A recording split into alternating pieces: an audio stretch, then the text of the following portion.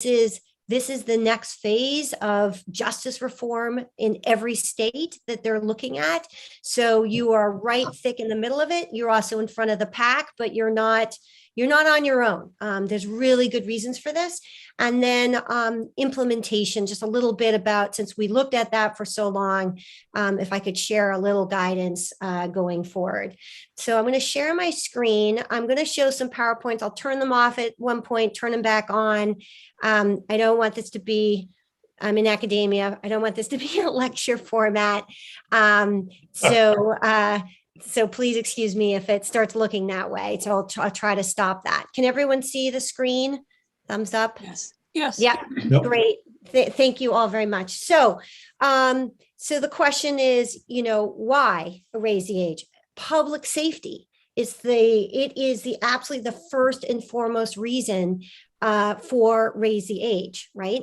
There is a robust body of research showing that that if you provide a developmentally appropriate and effective response to 18 and 19-year-olds, you will reduce crime. You will have better youth outcomes.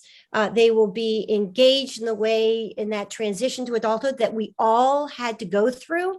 And it will be done in a successful manner where not only are they going to be not dipping back into the justice system, there'll be no more further victimization, but they themselves will be sort of healthy members of our community that raise and support their families, including future offspring, right? So this is all about public safety. And I think sometimes, especially as I'm reading articles about this, I think people forget that.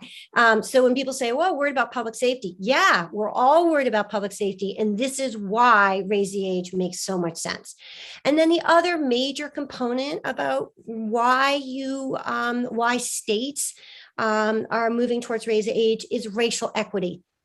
This is a national reckoning about racial inequities in our justice system, and 18 and 19-year-olds are the key to addressing racial equity. So Vermont is sort of hit upon two of the most important aspects of justice reform in the United States. So, right, the history, when the Juvenile Court was first established in the late 1800s, every state picked different ages. Somewhere between 16 and 18 was the upper age of juvenile jurisdiction. And that was based on the norms of society at the time and a general hunch and understanding, I have to say, particularly by the female founders of the Juvenile Court, that adolescents are not the same as adults. And that if we treat them just like adults, we're not going to do well. It's not going to be fair and it's not going to be effective. But since those days, we have a slew of research, and there's three basic bodies of research that inform this work and support the direction of Vermont. Two of these are neurobiology and developmental psychology. And so what we now know is that 18 and 19-year-olds share many of the same characteristics as their younger peers, as a 16 or 17-year-old. And in fact, right, 18 and 19-year-olds are often in high school. I know I have 3 kids. My 2 boys who are now post-high school did not graduate high school at age 17. And very few of their peers did, right? This is the developmental stage that they're in. They're more volatile and emotionally charged setting. They're definitely susceptible to peer influence. They're less future oriented. It's all about now, kind of immediate rewards. And what's really important is risk taking peaks at 19. So that means an 18-year-old and a 20-year-old are about the same level of risk taking, and a 17-year-old and a 21-year-old. I know as a parent, I probably would have been, if I had to predict, I would have thought it was earlier adolescence, but it's not. We're really at the heart of emerging adulthood, that transition into adulthood. And all of those factors are exaggerated and more pronounced if a young person has any kind of brain injury or a history of trauma. Who's in your juvenile justice system? A lot of youth who have had a history of trauma, right? There's a tremendous amount of crossover with the child welfare system where kids are abused or neglected, or they've witnessed violence if they haven't experienced themselves. And one of the great features of the Vermont system is that DCF serves youth in the child welfare side and on the delinquency side. That's not the case in many states. So you have a tremendous advantage there. That's not to say kids aren't smart, right? I always say there is a distinct difference between cold cognition and hot cognition. So a 16-year-old can do better than me on a math test, right? They by 18 they can think through, who they want to vote for elected office. That's in a sort of quiet voting booth where they can think it through, right? Their cold cognition is excellent and fully develops before 18. But the hot cognition, that emotional regulation, how you react in emotionally charged settings, does not develop until your mid-20s. And it's a long haul. And that is the sort of the key often to young people in groups that are engaging in risk-taking behavior, where somebody says, let's try this. Oh, that's a good idea. And we rest of us adults say, what were you thinking? Right? They were thinking with an adolescent brain. That's what they were thinking. They will not think that way forever. They will outgrow that. But that is also why you want to catch that moment in time and that developmental stage in the youth justice system, because they are just like their younger peers. There's another body of research. I know I've expressed this before, different hearings in Vermont, but I can't emphasize it enough, because I think the courts focus a lot on neurobiology, but I think as we're thinking about policy, laws, funding, I think it's a sociological research that really can guide us. And that is that young people, when they reach certain developmental milestones, meaningful employment, sometimes we say marriage, it doesn't have to be marriage, that's just what the research was on marriage, but stable relationships. They try on adult roles and they fill those adult roles, they mature. And so the goal for public safety is to support young people to reach those developmental milestones. Because when you do, they desist and they go out of the justice system and they will not return to the justice system. And they need to be both mentored, and they actually need to be mentors themselves. They need to practice being kind of the adult and helping other people and playing that role, and having positive recognition along that trajectory is really important. They need to be encouraged. They need to get that positive feedback when things are going right. This youth that you have, of course, have a history of trauma. All youth in the justice system, juvenile and adult system, have a history of trauma. It's not sort of recorded on the adult side. It's not always recognized on the adult side. But again, on the juvenile side, that is much more part of the tradition. Trauma interferes with the maturation process. So if I have a child who's not experienced trauma and things are otherwise healthy, I could expect that they will probably reach sort of adult development faster in these milestones, faster than a child who unfortunately has had a history of trauma. So when we say it takes till the mid-20s to fully develop, to become a truly independent, mature adult, when we're looking at kids with a history of trauma, that's probably the low end, right? You're probably talking about the upper 20s. The research is on all youth, often college age youth, which is lovely, but not everyone has the privilege of being at college, and not everyone's in the capacity, especially if they've been bounced around in foster homes, et cetera, and had a disruptive childhood. So that trauma really shapes and delays development. So that just to keep that in mind as we think about, especially 18 and 19, where none of them have reached full development. But if you're looking at the cadre of youth that are usually traditionally in the juvenile system, those are your people. Those are absolutely your people. The good news, right, is that most young people age out of crime. They desist if they're given the opportunity to sort of grow up. And if you had to pick a marker for a magic birthday, there is no magic birthday, as you can figure out, right? It doesn't happen in a day. I wish as a parent sometimes it would, but my children have proved to me that that's not the way it works. Where, as a researcher, where would I pick that marker? Where would my peers that are also in this research field pick it? It would not be 18. It would be at least 21. It would be the 21st birthday, because those years are so volatile and also so important. Those the transition years, and there's so much opportunity to change it and to support a new trajectory for young people.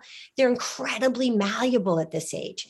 Some researchers describe it almost like toddlerhood, that they're changing so rapidly. And so this is your chance to really support them and to direct them in a positive way.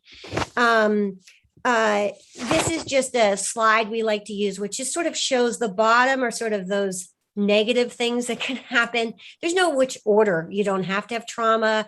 Reward seeking behavior could come before peer pressure, peer influence.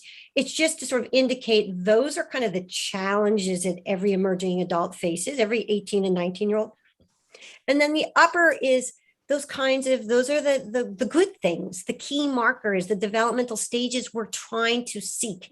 Again, it doesn't be marriage. It's the ideas that you're committed to another person, and that sort of commitment and trust helps bring about adulthood and maturity and desistance from crime.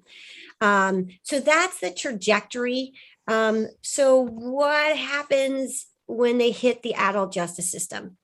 Ironically, right, the adult system is there for public safety, as it should be, right? We as a society want to be safe. And yet when we use the traditional criminal adult justice responses to this age group, we accidentally delay and prevent the natural maturation process, right? And that's what we have learned in really the last decade and it's become crystal clear, right? So you now have an adult record. Good luck getting a job, right? We need you to get a job. We need you to reach that developmental milestone. And yet we've created a barrier to that. We need you to have safe and stable housing. And yet, the barriers have now put in place. We want you to go to college. We want you to finish your education.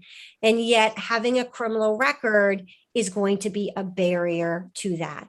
So one of the really important pieces of Vermont's approach is that by including 18 and 19-year-olds in your youth system, you are in many ways supporting the young person to reach these developmental milestones, and you're avoiding and eliminating some of the barriers that other youth in other states are getting. And so your recidivism rates are going to, in the future, right, research would say will be lower. You are increasing public safety. How are emerging adults doing in the regular adult population, 18 and 19-year-olds? How are, in all the other states, how's that going? Not well at all, right? Really poor outcomes. They're overrepresented in the justice system. No surprise when you look at their kind of characteristics and risk-taking behavior, right? And they have the worst recidivism rates of any age group. Like, you literally couldn't do much worse if you tried, right? And so here again, Vermont is trying and saying, nope, we're looking at the research. This doesn't make sense. We've got to shake it up and do something different. I mentioned racial equity, and I just want to be really clear on that, is that the Federal Juvenile Justice Delinquency Prevention Act, which Vermont very much follows, says to states, look, we want you to track racial disparities in your state, in the juvenile system. We want you, if there are disparities, which there are in every state, we want you to address those disparities and see if we can do better. But that stops at the 18th birthday. And ironically, when you look at the data, the worst disparities are yet to come. Those are the 18 and 19-year-olds who are almost 12 times more likely for Black males to be incarcerated than their white peers, right? And can you find that data easily within each jurisdiction? No, because we don't bother tracking it, because we're treating these 18 and 19-year-olds exactly like they're 35 or 45 years old. And that is the sort of the biggest a sort of failure of our current United States justice system, is that we're missing this opportunity to address the worst racial disparities. So again, Vermont is ahead of the game. I'm going to just turn this off for a minute. And I'm just going to just sort of talk about, what Vermont has to offer and why it's on the cutting edge. Imagine that you have an 18-year-old who's a high school senior, and they pick up a charge of a public disorder offense in Vermont. And I use public disorder offense because that is the number one charge for 18 and 19-year-olds, right? That is the big chunk of who you're prosecuting. Now for 18-year-olds, they get to be in the juvenile system, right? 19-year-olds are still out in the adult system. So what are the differences? And I will send to all of you, for some reason it won't let me share, kind of a comparison chart that our center put together on the differences in Vermont between the juvenile system and the adult system. But I'll just walk you through it, right? The juvenile system holds it, and the adult system, the goal is to hold individuals accountable. That's true, both sides, right? It's a question of accountability. But the juvenile side is looking at individualized rehabilitation, right? That's a stated goal. That is not the case historically in the United States and really in every state, right? Deterrence and retribution, the U.S. Supreme Court said, is the main factors, right? So that's a huge distinction. You're looking at an 18-year-old, and now you're saying on the juvenile side, what's going on with this kid? What are the issues? How can we help? You are going, if you're 18 and you're in the juvenile side, oh, thank you. This is, I'm sure that's Peggy. Thank you very much. Right. You are going into a court that specializes with youth. You may have very well have been in the child welfare side. These are the people who know you, right? Who can think about adolescent development. These are the people who are going to be connected to your school or know about your community service. And the adult side is really hard. They have people from 18 to geriatric ages. They need to know about nursing home care as well as high schools. But in the juvenile side, you're looking at, pediatric care. You're looking at schools, work readiness, those things that young people are still very much involved in and need to be involved in. You're looking at things like barge, right? There's diversion, but then there's lots of, really benefit of Vermont is the web of diversion system that you have. But again, you've got diversion with this expertise. Your proceedings are confidential. End of the day, the case is gone, which sometimes happens, right? That person's name is not out there. It's not, they haven't been stigmatized and sort of, they don't then self-identify in a harmful way. There's a distinction between adjudication and conviction. It's an important distinction, legal distinction. And we want young people to be in that category with other young people. You guys have the YASI, this youth assessment screening instrument. Again, you're thinking through on an individual level, what are the needs of this youth and how can we support them in a healthy transition into adulthood, right? That is just perfect for 18 and 19-year-olds. That's where they're at. You have developmentally tailored mental and behavioral health services. I don't know if Peggy, you can scroll down, but it's all about if there is kind of confinement or residential care, right? They're thinking about, these are school age kids. What should they be doing? Where are they in their schooling? How can we try to keep that going and not have that be horribly interrupted, right? You've got DCF, which is an agency of really competent, talented, experienced social workers, right? They're working with potentially these folks when they were younger, or their siblings, or their families. They're seeing it within that context of human development, positive youth development. How do we help them with this transition? You have a system that's used to outreach to families. 18-year-olds are not independent. my 22-year-old still relies on me and my husband in most ways, financially, practically, emotionally. He's a great kid. He's a talented kid. He'll be great, but he is not a truly independent individual. And we don't expect that, right? But I also don't expect somebody else, especially one that has a history of trauma, to turn 18 and have their own apartment, their own job, their own transportation, right? That in society is not true anymore. That's not going to happen. So you're going to rely on families, and families are broad. That's not just the biologic parent.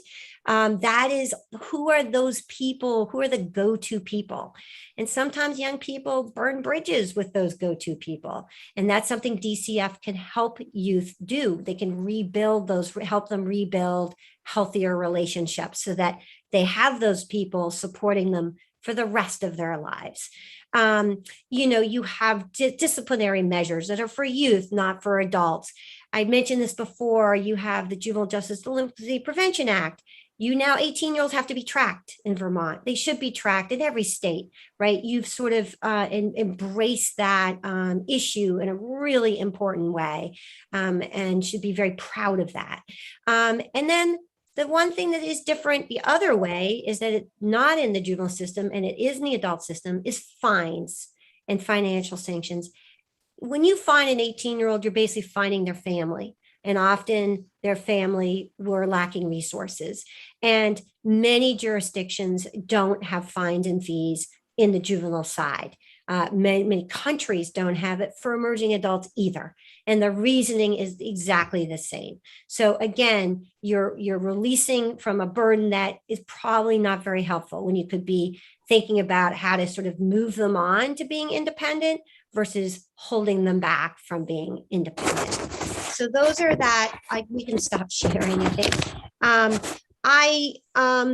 I would say that I mentioned this before, diversion is key. You have a robust diversion program. I use you as a model all the time when I speak to other jurisdictions. I'm not saying it can't always be improved and more investment in it, but the actual framework is superb. And then the other thing I'll mention is that you have a lot of expertise and experience on your juvenile justice side on youth and how to respond to youth. And I got to participate in what those days you called the stakeholder group. And I know my boss, Vinny Schiraldi, whenever he was at a national meeting, he would always mention, you got to check out in Vermont, the stakeholders group. It should be a model for everyone. And again, the idea of bringing those justice leaders together to brainstorm together, that is largely, they shaped that plan that we, DCF shared back in 2019 on how to implement. They were all key components of that. I'm going to just go into the national landscape. Before you do, can I just a couple of questions, and maybe other people do, sure, if you don't mind. Of course.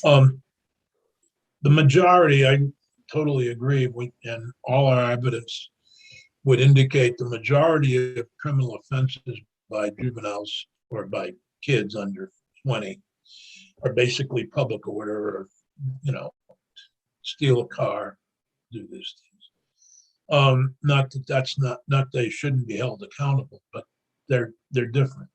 We did within I forgot the act number, but within the raise the age bill, we did put in that if they had committed one of the most serious crimes, what we call the Big 12, that they could be transferred back to adult court, because many of those crimes would indicate a very dangerous individual that shouldn't probably be dealt with in juvenile court.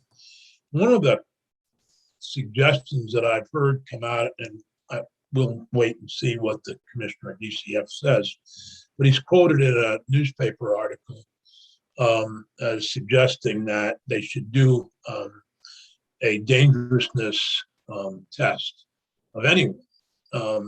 and I would assume they're talking about the YASI, I'm not sure, how you determine whether somebody's dangerous or not. So rather than doing it through the nature of the crime and then making decisions, they would do it through a test. Are there any comments on how that, since you brought up the YASI?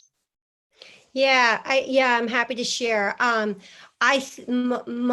research shows that these risk assessments are very unreliable. It is, looking into that magic ball when a young person is changing so dramatically, where they are now and where they're going to be in 6 months, right? No expert knows that. And so I think I would be concerned about a risk assessment instrument because I think it's incredibly unreliable. And I also think there have been evidence that there's some biases built into such a risk assessment, right? So we've talked about racial equity. Lord forbid we make that worse in our attempts to kind of individualize. I think that having carve out for the Big 12, makes sense, right? There are going to be cases that people believe can't be handled in the juvenile court. I might disagree with somebody else. They might disagree with me, but that is a clearer method in which to, I think, to proceed. Some jurisdictions have kind of a hearing to determine where both sides can argue whether somebody should be, in the juvenile track or the adult track. At least that way, all the evidence is sort of presented. That's another approach. I mean, I'm happy to sort of think through it, but my first take would be a lot of red flags around a risk assessment. I think needs assessment, which is really largely what DCF is doing with the YASI. I mean, they're really trying to figure out what are the needs of this youth. I feel much more comfortable about on the research perspective. I think that's I think you're on really firm ground there. Okay, thank you. Yeah. Other questions for Yeah. Lael so far in the presentation? Been excellent, by the way. Thank you for reminding us of why we did what we did. Yeah, thank you. I just wish that our entire legislature and the administration could see this PowerPoint presentation. Well, they can.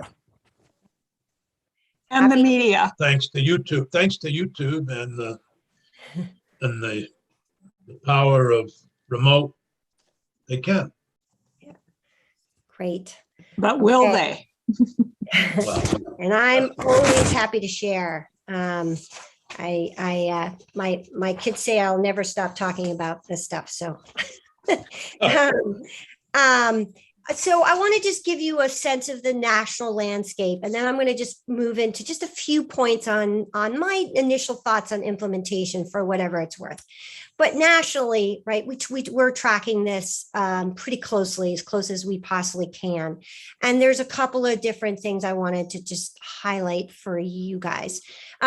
The first is that we say 21 or older is becoming the new 18. There is this general shift in society that recognizes, right, that 18-year-olds are not fully independent in any way, shape, or form. And so therefore there might be things as a society that we want to either protect them or support them in some way. And so one is just that some states are expanding the upper range of juvenile correction. So if a youth is found delinquent for an offense that happened before they're 18, they're not ending juvenile involvement when they're 19 or 20. It's all the way up to 25. So Oregon and Washington retain youth until their mid-20s. And again, these are recognition that there's a lot of change that happens over those years.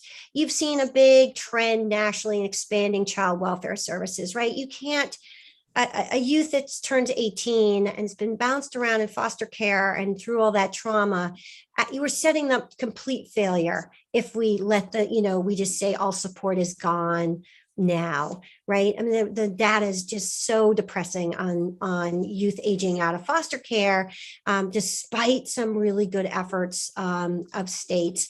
You need longer. They need that support, just like my kids need that support. You look at like American Academy of Pediatrics, right? 18 is not the cutoff for pediatrics. It's 21 or beyond. So that means every 18 and 19-year-old in the adult system should be seeing a pediatrician. That's not the case in the justice system, right? I was in a prison yesterday that full of emerging adults. There was no pediatrician. There was no special ed teacher. There was no, you have a legal right to special ed, right, till 22. That's not being provided. It's just a mismatch of youth in a sort of adult system. You think about legalization of marijuana. You think of the Affordable Care Act, right? There's recognition that we better allow parents to keep their kids on their healthcare system till 26. And that's been a, enormous benefit, incredibly popular in the polls because there's so many families that are struggling with that. There are other kinds of things happening in the justice system for emerging adults. I just want to, in terms of policies or laws, I'm going to talk about this in a minute, but the sort of, I think, somewhat confusion between Vermont's youthful offender law and raise the age, which I think is mixing into these conversations and debates in ways I would love to see them separated and addressed, individually. But we do see states creating these hybrid systems. DC goes all the way to 25, for example, and that's been very, very popular. We look at states who are thinking about, well, if you're in the adult system, at least let's make sure you don't suffer the collateral consequences of a conviction for life. Let's think about, how relevant is it what I did when I was 18, my age now? Hopefully not relevant, right? So let's have expungement provisions. And then we also see a lot of states looking at parole, the deep end. They got sentenced for 25 years, but they weren't who they were when they're 18. We need an earlier look, and we need to look at them in a developmental appropriate framework and lens. So those are examples. I'm also going to say that there's been a slew of practice innovations, specialty courts, specialty corrections, which is what I was looking at yesterday, special probation, all interesting. And as a researcher, really helpful for me to be able to, and others, my colleagues, to figure out what works and what doesn't, but suffers from justice by geography. That doesn't help the kid 1 mile away. Change in leadership, it sort of falls apart. Sometimes it's a name only. They don't really adapt the principles, and like Vermont, if you have a conviction or you have adjudication, those are two different things. And there's only so much you can do in practice if you're stuck with the conviction forever. So I didn't put those all down because I think it's the systemic, sustainable change that we're all really looking for. So that leads me to raise the age, right? Vermont, you enacted it in 2018. You've implemented the 18-year-olds. I'll talk a little bit about what I know about that so far, but I think it's all good news. And I just wanted to point out that you have a slew of other states that are chomping at the bit and are moving behind you, right? California, Colorado, Connecticut, Illinois, Washington, Nebraska, and Massachusetts are all states that have had pending legislation, that have had task force looking at it, et cetera. And some of them have moved. Massachusetts, the hearing is Monday in our Joint Judiciary Committee on Tuesday. Sorry, Monday's a holiday. Tuesday. And that would be to raise the age in Massachusetts to 21, to the 21st birthday, so 1 year beyond for all cases. The only difference would be, just all cases. We have a carve out for murder 1, murder 2, but otherwise they would all be in the juvenile court. In Massachusetts, sort of like Vermont, they recently moved from 17 to 18. They'd been the 17th birthday for the history of the Commonwealth.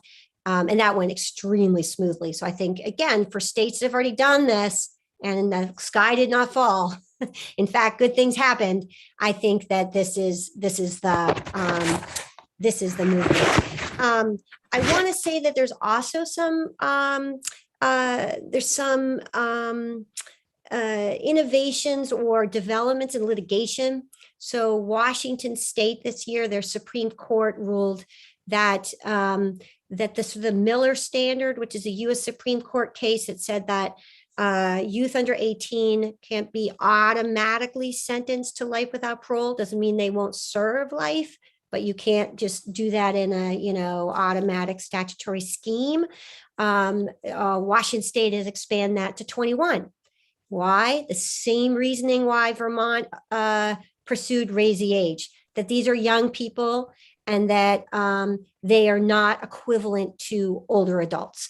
And that potentially we're not really seeking justice if we mix those two up. I'm just gonna, I know I'm running out of time and I want to answer questions. So I'm just gonna, if it's okay with you, I'm just gonna run through some thoughts on implementation. Vermont has engaged in some very significant justice reforms all at once, right? You had youthful offender law, which is really different from raise the age, which has had a booming increase in caseload, unlike raise the age, right? But it gets thrown in there as if it's raise the age. So I think it's really important that we distinguish between YO, which I think has lots of value. I'm not throwing YO under the bus, but YO can be addressed, but that's separate from raise the age. And some of the comments that I've just read in the press are really YO issues. Those are not raise the age Act 201. So I just, as you guys are parceling through this, I just raise that issue. The other thing I want to make sure is that Woodside, let's put it out there, right? Woodside, whenever I was up at Vermont that year working on the report, Woodside was always the elephant in the room. And some of the issues around raise the age are about Woodside, right? And Woodside was an old-fashioned model of juvenile corrections that research shows is not as effective, right? And not as humane, not as helpful as smaller home-like residential programs. That doesn't mean kids can get out, right? But that's what it is. And so that's a big issue. I'm not going to go into it unless, I'm happy to try to answer questions, but again, that's separate from raise the age. You're going to have to figure out what to do with residential care for youth, period.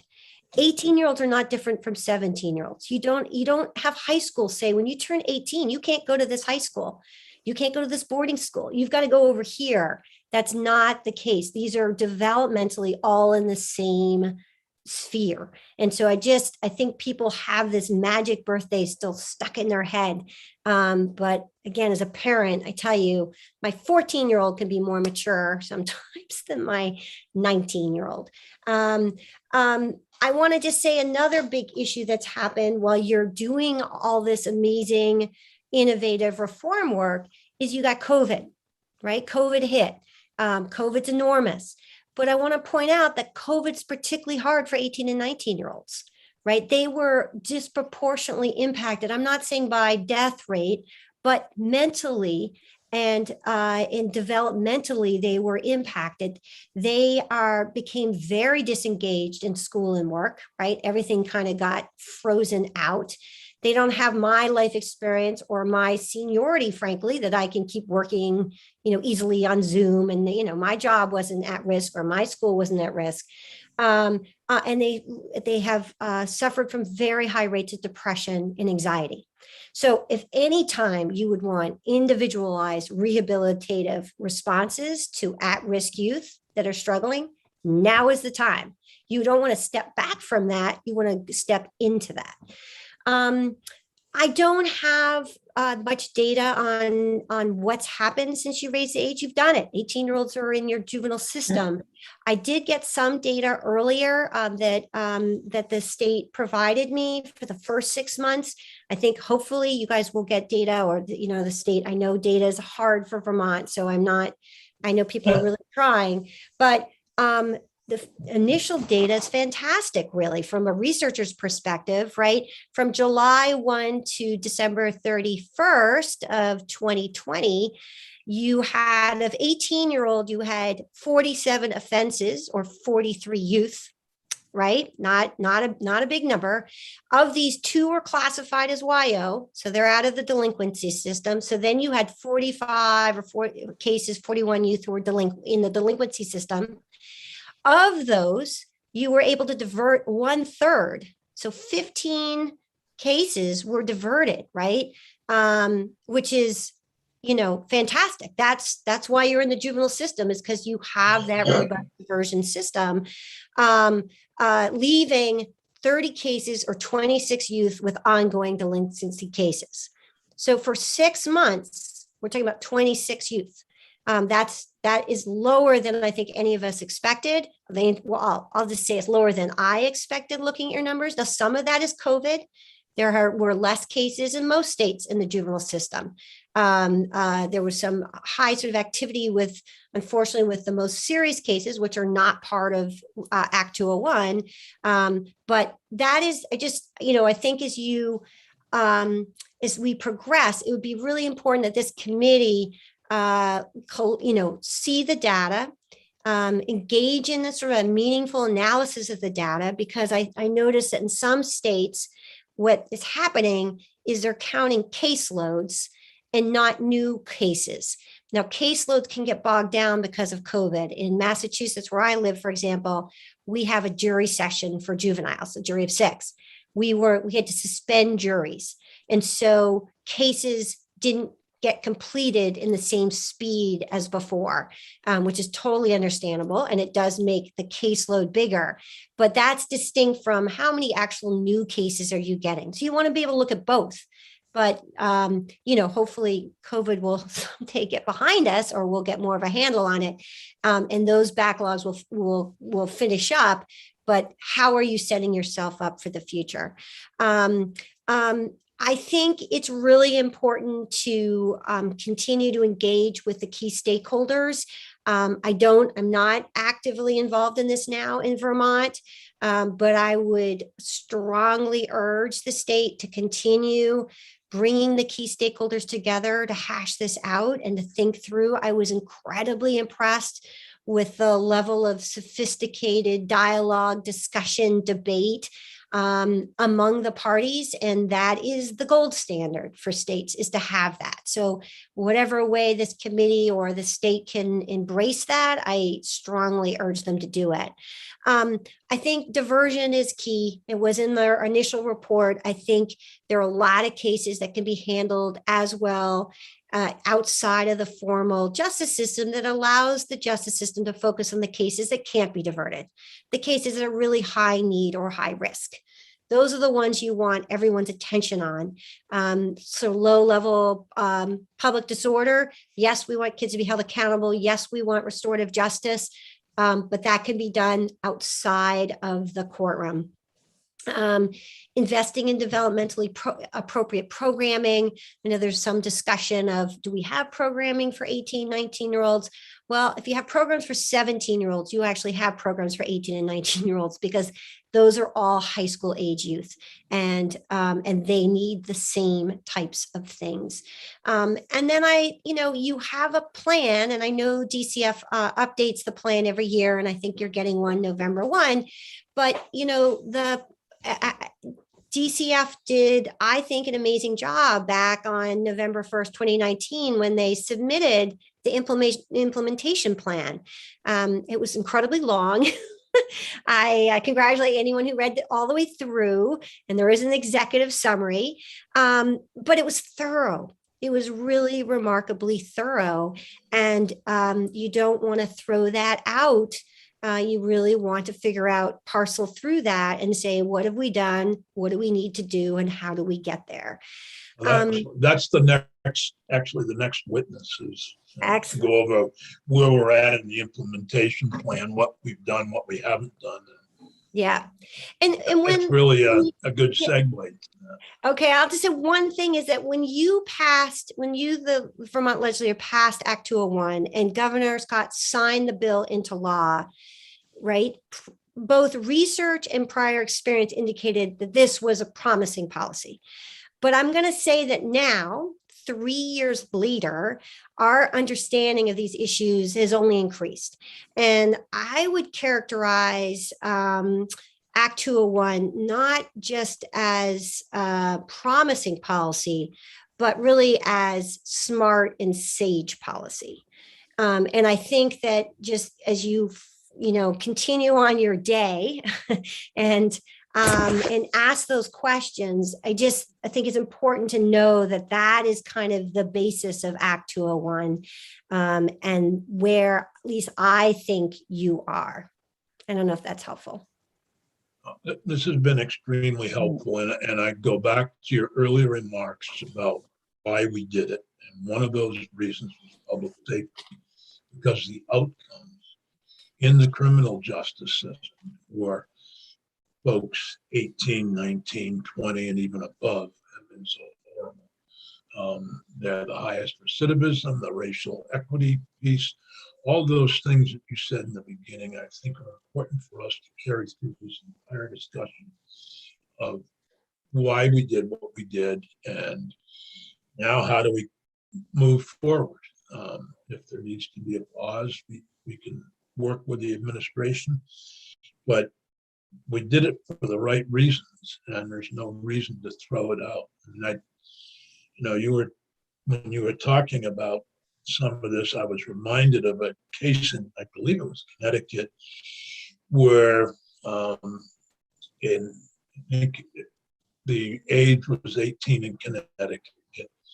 Somebody 19 was on trial on drug charges, and they had the witness murdered by a 16-year-old who would only be in trouble for 2 years. And that led to a lot of changes in that state. And, that's frankly what happened in Vermont with the Woodside and other changes, was because Lewis Hamlin was 19 and his accomplice was, help me, but I think he was 16 and was only maybe 17, but was only going to be under jurisdiction, so it was 21 under the prior laws. So Hamlin got a very long sentence. He may still be in jail for all I know. And his accomplice was free at 21. He did go on to commit other crimes, I believe in Arizona. Alice remembers. That's what led to Woodside. So it's that type of reaction to one or two crimes that leads states to, as I said in my opening remarks, to be reactive rather than proactive in dealing with these things. I really appreciate your presentation. I don't know if the committee members have comments or questions. It's good.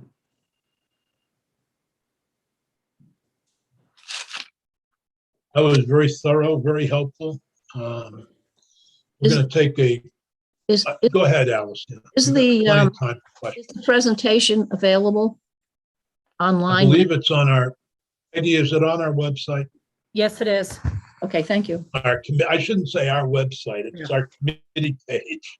Correct. If folks wanted to, by the way, as Senator White said, if folks want to watch this, they can do so on YouTube. I think we can give you directions to it. But also the presentation is on the legislative webpage for the Senate Judiciary Committee, and it's 10/8/21. If you look there, you'll find different documents. Great. Well, thank you all. Oh, so please. Senator White. Yeah. So I just, I thought this was really good. It was very, very helpful to me. And I am going back to your kind of definition there, the slide that showed cold recognition and hot recognition, or cognition, cold and hot cognition. And I know that because we hear a lot of people say, well, if 18-year-olds can vote and they can do all these other things, and clearly they're adult and they can take responsibility for their own actions. So that was really helpful to me because I'm dealing with a couple other issues around that. So thank you. Yeah, you're welcome. Yeah, it is interesting, right? That I've heard that too. You're in the Army, so how can you not But one of the reasons we take advantage of risk taking that way, right? Because young troops will do what they're told, even when it's dangerous, right? And older people might say, I think I'll pass on that.